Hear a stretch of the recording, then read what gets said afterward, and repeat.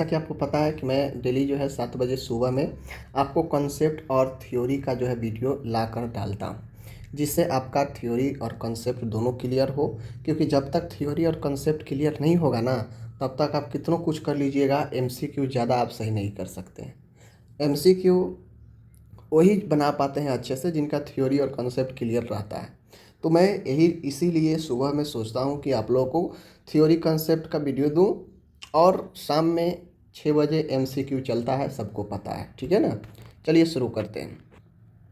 जितने भी आप स्टाफ नर्स के हैं, आप लोग ज़रूर पढ़ें, मेहनत से एक जॉब ले लें, बहुत अच्छा अवसर है आपके लिए। देखिए, केंद्रीय स्तर पर स्वास्थ्य सेवाओं के ऑर्गेनाइजेशन सेटअप के निम्न 3 अंग हैं। कहने का मतलब है कि जो केंद्र लेवल पर जो स्वास्थ्य सेवा का जो संस्थान है, वह मुख्यतः 3 जो है आपको लेवल में है, ठीक है। आप लोग कम्युनिटी हेल्थ में पढ़े होंगे। कौन कौन है? केंद्र लेवल में पहला आता है केंद्रीय स्वास्थ्य एवं परिवार कल्याण मंत्रालय। पहला जो होता है केंद्रीय स्वास्थ्य एवं परिवार कल्याण मंत्रालय, जिसे union ministry of health and family welfare कहते हैं, समझ गए। यह मंत्रालय होता है स्वास्थ्य का। दूसरा है स्वास्थ्य सेवा महानिदेशालय। यह डायरेक्टरेट जो है जनरल ऑफ हेल्थ सर्विस, यह जो है महानिदेशालय होता है स्वास्थ्य सेवा का दूसरा। तीसरा होता है सेंट्रल काउंसिल ऑफ हेल्थ, केंद्रीय स्वास्थ्य परिषद होता है, ठीक है। तो ये वाला मंत्रालय होता है, ये सचिवालय का होता है, और ये परिषद होता है, समझ गए। तो अगर आपसे एग्जाम में पूछे कि इनमें से, जैसे 3 दिया है, आपको एक ऑप्शन दे देगा कि इनमें से कौन जो है केंद्रीय स्तर का स्वास्थ्य जो है सिस्टम में नहीं है, तो एक दे देगा, वो नहीं होगा। बाकी देख लीजिए, केंद्रीय स्वास्थ्य परिवार कल्याण मंत्रालय है, ये है, स्वास्थ्य सेवा महानिदेशालय भी है, केंद्रीय स्वास्थ्य परिषद भी है, ठीक है। ये तीनों केंद्र स्तर का है, समझ गए। आगे जब बढ़ते हैं, केंद्रीय स्वास्थ्य एवं परिवार कल्याण मंत्रालय निम्न 2 विभागों सम्मिलित है। अब जो मंत्रालय है केंद्रीय स्वास्थ्य एवं परिवार कल्याण मंत्रालय, जो पहला वाला देखें, उसमें 2 भाग हैं। एक है हेल्थ डिपार्टमेंट और एक है परिवार कल्याण, यानी डिपार्टमेंट ऑफ फैमिली वेलफेयर, समझ गए। तो जो मंत्रालय है जिसके अधीन केंद्रीय स्वास्थ्य एवं परिवार कल्याण मंत्रालय है, उसमें 2 है, एक है स्वास्थ्य और एक है परिवार कल्याण, ये 2 जो है भाग है, ठीक है।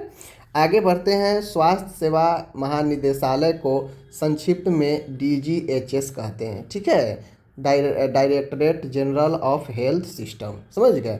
तो ये जो है आपको ध्यान में रखना है, डीजीएचएस, समझ गए। आपसे पूछ भी सकता है directorate general of health services, इसका फुल फॉर्म क्या होता है डीजीएचएस का, तो बताइएगा। आगे है यहाँ पे, यह निदेशालय ministry of health and family welfare government of India के लिए स्वास्थ्य से संबंधित विभिन्न मुद्दों को हल करने के लिए मुख्य सलाहकार की भूमिका निभाता है। यानी जितने सेक्रेटरी वगैरह, सचिव वगैरह जो बैठते हैं ना, सचिवालय है एक प्रकार का ये, और यह जो है आपका निदेशालय है, जहाँ पे स्वास्थ्य से जुड़ी हुई हर एक पहलुओं पर केंद्र सरकार को सलाह देने का काम किया जाता है। स्वास्थ्य के क्षेत्र में मैनेजमेंट का काम एक प्रकार से कहिए किया जाता है केंद्र सरकार के लिए, ठीक है ना। तो ये family of ministry of health and family welfare के अंदर, समझ गए, गवर्नमेंट ऑफ इंडिया। देखिए, हर एक राज्य का अपना स्वास्थ्य भी है, अपना भी स्वास्थ्य संगठन है, और केंद्र लेवल पर तो पूरे देश के लिए एक संगठन है ही, तो वही ये 3 लेयर में है, समझ गए। आगे बैठिएगा, तो इसका मुखिया महानिदेशक स्वास्थ्य सेवाएं, डायरेक्टर जनरल हेल्थ सर्विस होता है। अब ये जो आप लोग डीजीएचएस देखे हैं ना, उसका जो मुखिया जो मेन होता है वह होता है महानिदेशक, ठीक है, डायरेक्टरेट जनरल होता है, समझ गए। आगे बढ़ते हैं यहाँ पे, तो जब वर्षा जल की पीएच 5.6 से कम हो जाती है, तो इसे अम्ल वर्षा, एसिड रेन कहते हैं, ठीक है। आप लोग सुने होंगे अम्लीय वर्षा। तो अम्लीय वर्षा कब कहा जाता है? जब 5.6 से पीएच कम जाता है, तो इसे अम्ल वर्षा के अंतर्गत रखते हैं। आगे है, कचरा धीरे धीरे इकट्ठा होकर सड़ता है। कहीं भी आप अगर कचरा का ढेर देखिएगा, तो वह कचरा धीरे धीरे सड़ते जाता है, समझ गए, तथा मक्खियों को बढ़ाता है। जहाँ कचरा सड़ेगा वहाँ पे कीट पतंग मक्खी ज़्यादा होगा ही, जो कि हैजा, डायरिया, गैस्ट्रोएंटेराइटिस, पेचिस, अमीबियासिस, टाइफाइड जैसी डिजीज का वाहक होती है। तो जहाँ भी कचरा होगा, कचरा सड़ेगा, सड़ने के बाद वहाँ पे देखिएगा आसपास बहुत मक्खी लगने लगता है। तो वो मक्खी जो होता है आपका हैजा, डायरिया, गैस्ट्रोएंटेराइटिस, पेचिस, अमीबियासिस, टाइफाइड जैसी रोगों का वाहक होती है। अब आप लोग को पता भी है कि मक्खी जो होता है वह इन सब रोगों को जो है वाहक करता है, एक से दूसरे में फैलाता है। समझ गए। आगे बढ़ते हैं। कचरे का डिस्पोजल करने से पूर्व कचरे को उचित तरीके से भंडारण एवं कलेक्शन अति आवश्यक है। मान गए कचरा को आप इधर उधर जो है फैला के फेंक दीजिएगा तो कचरा जो है कुछ कचरा डिस्पोज होगा, कुछ इधर उधर रह जाएगा, लेकिन एक जगह उसे एकत्रित करके रखिएगा, उससे भंडारण करके एक सही जगह पे दूर दराज एरिया में रखिएगा आवासीय क्षेत्र से, तो उससे डिस्पोज करना बहुत ही आसान होता है। समझ गए। आगे है प्लास्टिक के अपशिष्ट जैसे आईवी सेट, कैथेटर, भोजन नली आदि को लाल रंग के डिब्बे या थैली में डाला जाता है। बायोमेडिकल का क्वेश्चन है। देखिए प्लास्टिक से जो भी बने हुए अपशिष्ट पदार्थ होते हैं जो यूज करके बेकार हो जाता है, जैसे आईवी सेट हो गया, कैथेटर हो गया, भोजन का नली हो गया जिसे फीडिंग ट्यूब कहते हैं, ये सबको लाल रंग का जो बीन होता है डस्टबिन या थैली उसमें डालते हैं। समझ गए। ये सब कोडिंग वाला है, ध्यान रखिएगा, बहुत महत्वपूर्ण है। नुकीले अपशिष्ट जैसे सुई, ब्लेड आदि को नीले रंग के डिब्बे या थैलियों में डाला जाता है। तो ये सब कोड जरूर याद रखिएगा। एग्जाम में पूछ देगा कि इनमें से किस प्रकार के कलर में जो है शरीर से जुड़े हुए ऊतकों को डालते हैं। ठीक है ना, तो देख लीजिए। शरीर के अंगों, खून, मवाद से सनी पट्टियाँ आदि को पीले रंग के डिब्बे में डाला जाता है। यहाँ तक कि शरीर के कोई अंग, प्लेसेंटा वगैरह, वो भी पीले रंग के जो है डिब्बे में, डस्टबिन में डाला जाता है। समझ गए, याद रखिएगा। तो पीले में बॉडी से जुड़ी हुई चीज़ें होंगी, ठीक है, और नीले में होंगे नुकीले पदार्थ होंगे। समझ गए।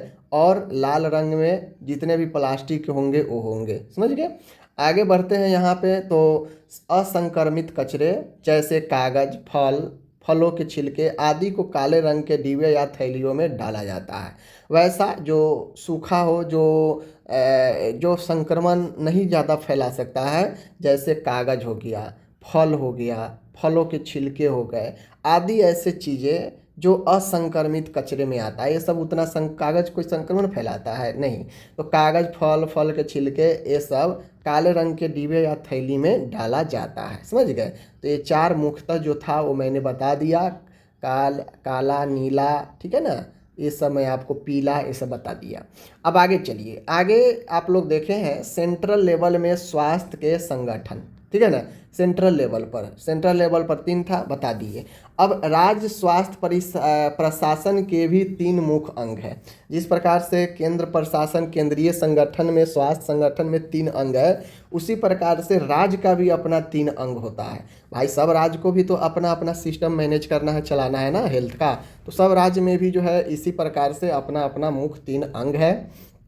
जिसमें वहाँ पे केंद्र में था, वहाँ पे केंद्रीय स्वास्थ्य एवं परिवार कल्याण मंत्रालय था। यहाँ पे स्वास्थ्य एवं परिवार कल्याण मंत्रालय राज्य सरकार है। समझ गए। राज्य का है तो राज्य स्वास्थ्य एवं परिवार कल्याण मंत्रालय होगा। समझ गए।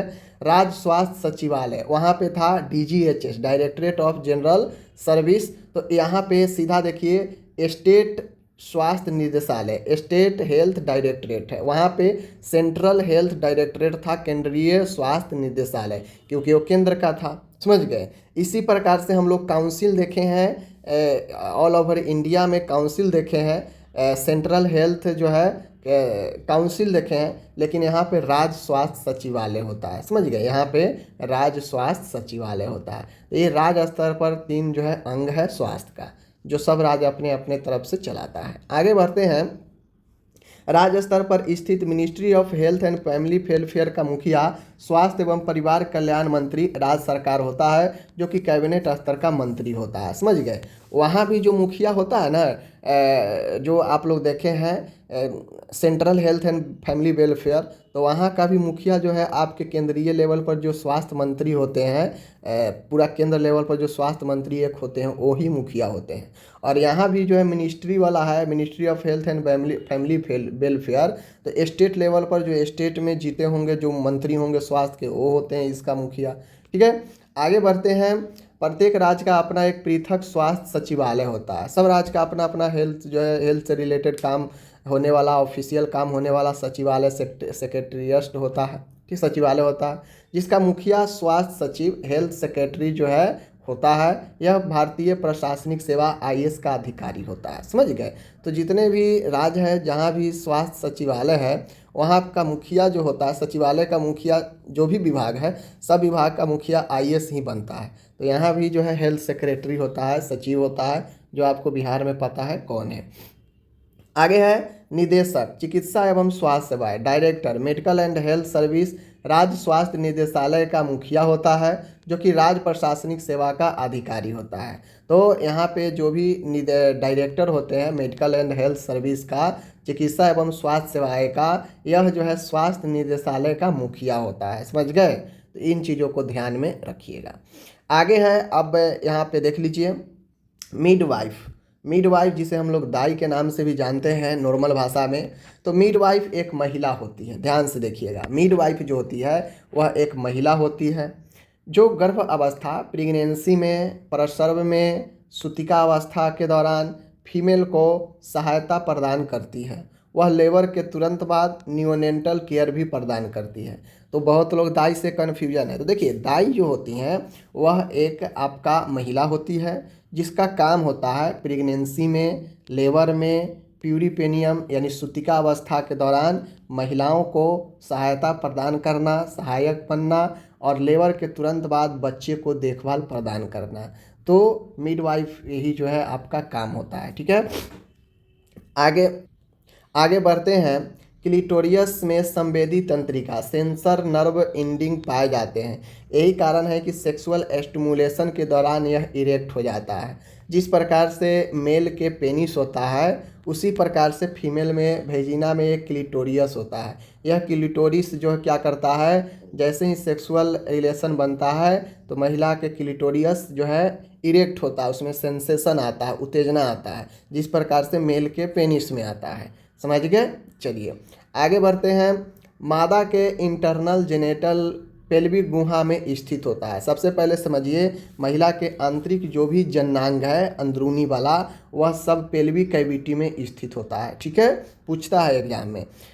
तथा इनमें शामिल है इंटरनल जो जेनाइटल है उसमें वेजिना शामिल है, उसमें यूट्रस शामिल है, फैलोपियन ट्यूब शामिल है तथा 2 अंडाशय शामिल है। तो आप ध्यान में रखिए कौन कौन इंटरनल जेनिटल है, vagina, uterus, fallopian tube, ovary. ठीक है, इन सब चीज़ों को ध्यान में रखना है। आगे है लैक्टिक अम्ल की उपस्थिति के कारण योनि वेजिना का माध्यम अत्यधिक अम्लीय हो जाता है। समझ रहे हैं? जो कि योनि में माइक्रो ऑर्गेनिज्म को वृद्धि को रोकता है। देखिए माय डियर, लैक्टिक अम्ल जो होता है, लैक्टिक अम्ल, ये आपके फीमेल के वेजिना में उपस्थित होता है। क्यों उपस्थित होता है? तो ये इसीलिए उपस्थित रहता है कि जो सूक्ष्म जीव है उसके वृद्धि को रोका जा सके, क्योंकि आपको पता है जहाँ ज़्यादा अम्ल होगा वहाँ पे नुकसान पहुँचाएगा। तो ये अम्ल जो है सूक्ष्म जीवों को मारता है, वृद्धि को रोकता है। इसीलिए फीमेल के वेजिना में लैक्टिक अम्ल जो है उपस्थित होता है। ठीक है, आगे है अल्सरेटिव स्टोमेटाइटिस को विन्सेंट इन्फेक्शन या ट्रेंच माउथ भी कहते हैं। जो अल्सरेटिव स्टोमेटाइटिस होता है इनसे हम लोग विन्सेंट इन्फेक्शन या ट्रेंच माउथ भी कहते हैं। समझ गए? आगे है यहाँ पे द्वितीयक स्टोमेटाइटिस, सेकेंडरी स्टोमेटाइटिस, पूर्व में ही मौजूद किसी इम्यूनोसप्रेशन डिसऑर्डर या न्यूट्रिशनल डिफिशियंसी डिसऑर्डर या कैंसर के उपचार हेतु उपयोग में ली जाने वाली रेडियोथेरेपी, कीमोथेरेपी आदि के कारण होता है। माय डियर, ये जो सेकेंडरी स्टोमेटाइटिस होता है यह जो होता है या तो इम्यूनोसप्रेसिव डिसऑर्डर या फिर न्यूट्रिशनल डिफिशियंसी या फिर कैंसर के उपचार में रेडियोथेरेपी या कीमोथेरेपी लेने के कारण जो है ये सेकेंडरी स्टोमेटाइटिस होता है। आप लोग कमेंट करके बताइए यह स्टोमेटाइटिस होता क्या, किसका इन्फ्लामेशन है। ठीक है, पढ़े हैं जरूर बताएंगे आप लोग। आगे है देख लीजिए कैंडिडा अल्बिकेंस। कैंडिडा अल्बिकेंस नामक फंगस द्वारा होता है। जो कैंडिडियस होता है, एक कैंडिडियसिस जो होता है, कैंडिडियसिस, यह कैंडिडा अल्बिकेंस नामक फंगस द्वारा होता है, याद रखिएगा। आगे है पुअर ओरल हाइजीन यानी कमज़ोर ओरल हाइजीन, मुखीय स्वच्छता जिंजीवाइटिस का सबसे मेन रिस्क फैक्टर है। अगर आप मुंह को स्वच्छ नहीं रखते हैं, साफ़ नहीं रखते हैं, तो सबसे मेन फैक्टर जो होता है वह जिंजीवाइटिस होने का होता है। ठीक है, तो जिंजीवाइटिस याद रखिएगा। ओके, आगे है पायरिया। पायरिया के क्लिनिकल लक्षण क्या है? अगर पायरिया किसी को हो रखा है तो उसमें क्या लक्षण देखने को मिल सकता है? पायरिया का लक्षण होता है हेलिटोसिस, मुंह से बदबू आना। जब मुंह में पायरिया होगा तो मुंह से बदबू आना। ब्रश करते समय दांतों से खून आ सकता है। ठीक है। दांतों तथा जम्स के बीच डीप पॉकेट का पाया जाना। ठीक है। और मसूड़ों का सूज जाना। तो अगर किन्हीं को पायरिया होता है तो ये सब लक्षण, ब्लड आना, बदबू देना, ठीक है, मसूड़ों का सूज जाना, ये सब होगा। आगे है भोजन निगलने में परेशानी, डिस्फेजिया। डिस्फेजिया जो होता है, हम भोजन कोई निकलता है तो अगर उसको भोजन निकलने में कठिनाई हो रही है, दर्द हो रही है, तो उसे हम लोग डिस्फेजिया कहते हैं। यही डिस्फेजिया जो है आपके धीरे धीरे एक्लेसिया में बदल जाता है। एक्लेसिया कहा जाए तो एक्लेसिया का सबसे प्रारंभिक लक्षण डिस्फेजिया ही होता है। शुरुआत में यह समस्या कभी कभार रहती है, बाद में यह लगातार मौजूद होती है। समझ गए? तो ये जो भोजन होता है, जब डिस्फेजिया धीरे धीरे बढ़ेगा तो एक्लेसिया में बदल जाता है। और एक्लेसिया का मतलब होता है कि जो भोजन नली है उसमें भोजन आगे की तरफ मूवमेंट नहीं हो पाता है। समझ गए? तो यह एक सीवियर कंडीशन होता है, ध्यान रखिएगा। आगे है GERD। ठीक है, GERD gastro oesophageal reflex disease, इसे हम लोग कहते हैं। इसका लक्षण होता है कि इनडाइजेशन के कारण एपिगैस्ट्रिक क्षेत्र में डिस्कम्फर्ट महसूस होना, जिसे डिस्पेप्सिया बोलते हैं। My dear, GERD gastro oesophageal reflex disease वाले मरीज में पाचन की समस्या होती है। पेट फूला फूला होता है, पाचन ठीक से नहीं होता है, जिसके कारण जो एपिगैस्ट्रिक रीजन होता है वहाँ पे डिस्कम्फर्ट महसूस होता है, आरामदायक नहीं लगता है। भोजन एकदम लगेगा सीने तक चढ़ा हुआ है। भोजन निगलने में परेशानी तथा दर्द होता है। गर्ड वाले मरीज में जो है भोजन निगलने में भी परेशानी और दर्द भी होता है। ईसोफेगस वाले भाग में जलन होता है। जो ईसोफेगस आहार नाल है उस भाग में जलन होता है, जिसे पाइरोसिस कहते हैं। ठीक है, याद रखिएगा। आगे है लार का अधिक स्रावन, जिसे गर्ड की समस्या होती है, उससे बहुत ज़्यादा जो है हाइपर सेलिब्रेशन यानी लार का अधिक स्रावन होता है। ठीक है ना। आगे बढ़ते हैं। सामान्य शिशुओं में चेस्ट सरकमफ्रेंस लगभग 30 से 33 सेंटीमीटर के मध्य होता है, अर्थात सिर की परिधि की तुलना में यह लगभग 2 से 3 सेंटीमीटर कम होता है। कहने का मतलब है कि शिशु में जो चेस्ट का सरकमफ्रेंस होता है मापने पर 30 से 33 सेंटीमीटर के बीच होता है, अर्थात जो सिर की तुलना में यह लगभग 2 से 3 सेंटीमीटर कम होता है, यानी सिर का ही ज़्यादा होता है सरकमफ्रेंस। समझ गए? समान जो बच्चे जन्म लेते हैं, ठीक है ना, ध्यान रखिएगा। ये सरकमफ्रेंस पूछ सकता है कि सिर का कितना होता है, छाती का कितना होता है। तो सिर का देख लीजिए, जब छाती का लगभग 30 से 33 सेंटीमीटर के बीच होता है तो सिर की परिधि की तुलना में यह 2 से 3 सेंटीमीटर कम है, तो कितना हो जाएगा आपका 32 से 35 जो है हो जाएगा सिर का। ठीक है, ध्यान रखिएगा। आगे बढ़ रहे हैं।